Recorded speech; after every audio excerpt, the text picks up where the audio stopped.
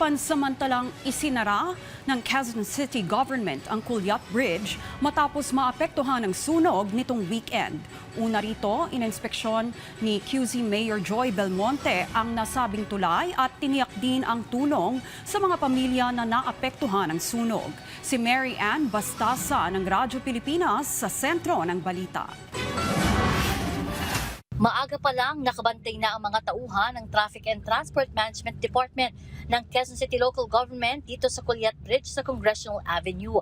Sarado pa rin kasi sa mga motorista ang tulay kasunod ng nangyaring sunog nitong weekend. Kaya naman ang ilang pasaherong apektado ng pagsasara ng Culiat Bridge napipilitang maglakad na lang. At para maibsan ng mabigat na trapiko, tuloy-tuloy ang pagmamando at paggabay sa mga motorista ng mga traffic enforcer patungong EDSA at Congressional Avenue. Pinapayuhan ng QCLGU ang mga motorista na maglaan ng dagdag na oras sa ngayon sa kanilang biyahe at sundin ang mga ipinatutupad na traffic rerouting.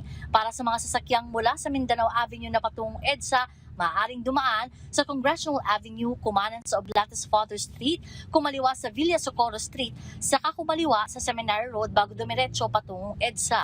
Samantala, ang mga sasakyang mula sa EDSA na patungo namang Mindanao Avenue ay maaaring dumaan sa Congressional Avenue, kumanan sa Cagayan Street, kumaliwa sa Corregidor Street hanggang Ilocos Sur Street at saka dumiretso patungong Mindanao Avenue.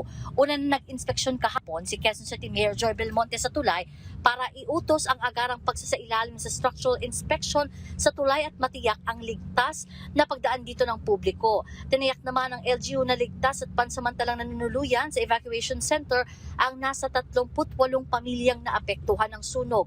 Target din ng lokal na pamahalaan na mailipat sila sa maayos at permanenteng pabahay sa lungsod. Mula rito sa Quezon City para sa Integrated State Media, Mary Ann Bastasa ng Radyo Pilipinas, Radyo Publiko.